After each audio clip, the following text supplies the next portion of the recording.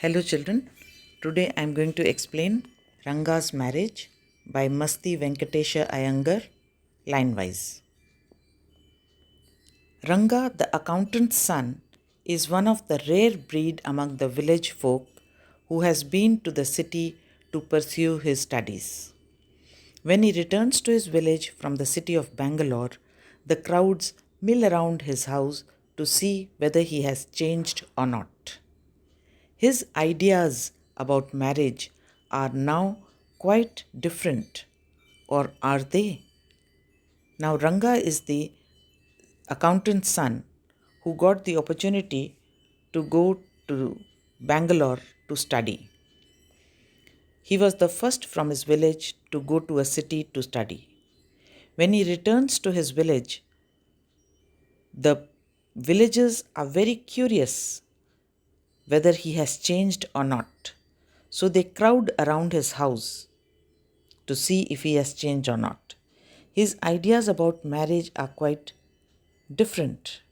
His ideas about marriage appear to be different, but whether they are actually different or not, you will find out later. When you see this title, some of you may ask, Ranga's marriage, why not Ranganatha Viva or Ranganatha Vijaya? Well, yes, I know I could have used some other mouth filling one like Jagannath Vijaya or Girija's Kalyana, but then this is not about Jagannath's victory or Girija's wedding. It's about our own Ranga's marriage, and hence no fancy title.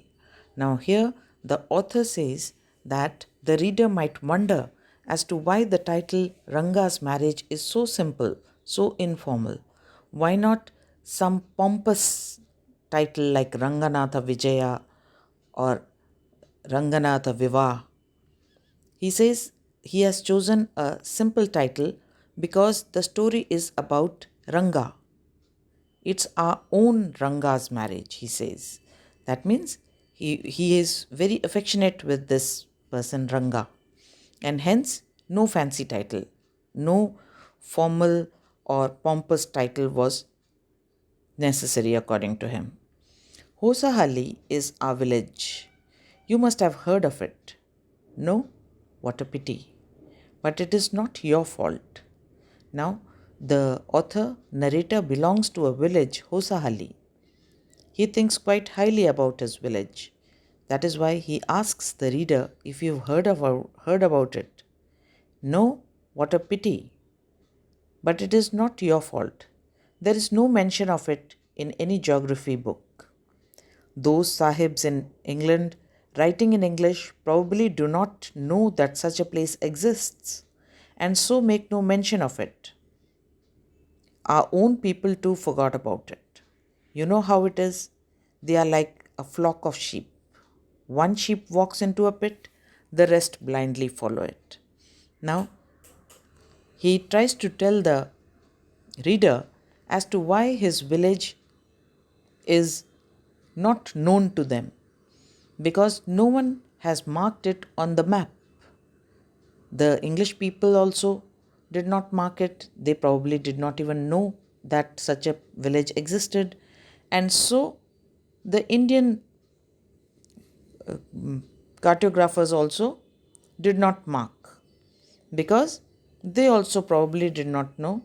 Here he quotes the example of sheep because the sheep has a habit. If one falls into the pit, jumps into a pit, others also follow blindly. The rest blindly follow it.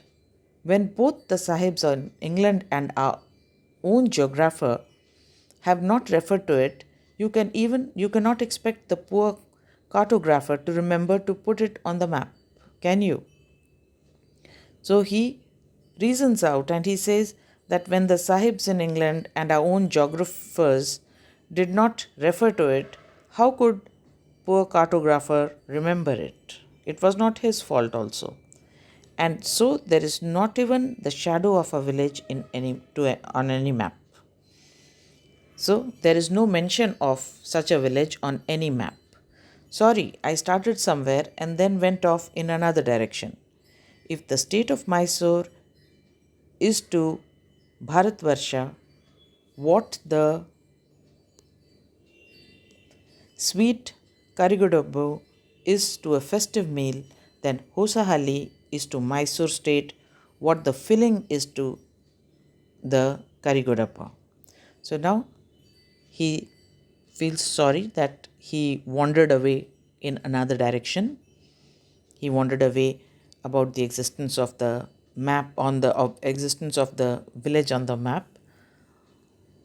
Then he says, just to show the importance of the village, he says what Mysore is to Bharatvarsh, how important Mysore is to Bharatvarsh. In the same way, Kadigadappu is a sweet. That sweet is to a festive meal. The meal will not be complete without a sweet.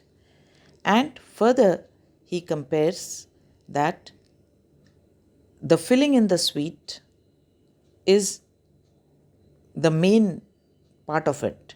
So he says the filling, as important as the filling is to the sweet, the village Hosahali is to Mysore. What I have said is about absolutely true, believe me. So he says, like Mysore is important for Bharatvarsh and the sweet Kadigrappu is important to a festive meal, in the same way, the filling of the sweet is important for the sweet. And Hosahali is important in the same way to Mysore. I will not object to your questioning it, but I will stick to my opinion. I am not the only one who speaks glowingly of Hosahali. We have a doctor in our place. His name is Gundabhatta. He agrees with me. So he says that this is the point where he will not accept any argument also, because he was going to believe what he does. And he quotes in support of his belief a doctor who stays there, and he says that even the doctor agrees with his views about Hosahali. He has been to quite a few places. The doctor has traveled around to quite some places. No, not England, though he has not been to England. If anyone asks him whether he has been there, he says, "No, Ayya, I have left that to you. Running around like a flea pestered dog is not for me." And if somebody asks the doctor if he has been to England, he replies that no, Annaya. No, Annaya means like elder brother. I have left that for you, he says, that he has left that going to England to the other person. And he calls such a person running around like a flea pestered dog is not for me. He says, I am not like a flea pestered, like a flea infected dog to go about here and there, run about here and there. I have seen a few places in my time, though. As a matter of fact, he has seen many. He has been to many places. We have some mango trees in our village. Come visit us, and I will give you a raw mango, that one of them. Do not eat it, just take a bite.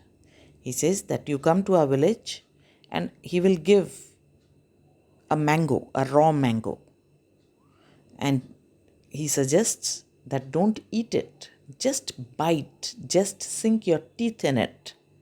The sourness is sure to go straight to your Brahmarandhara. I once took one such fruit home and a chutney was made out of it. All of us ate it.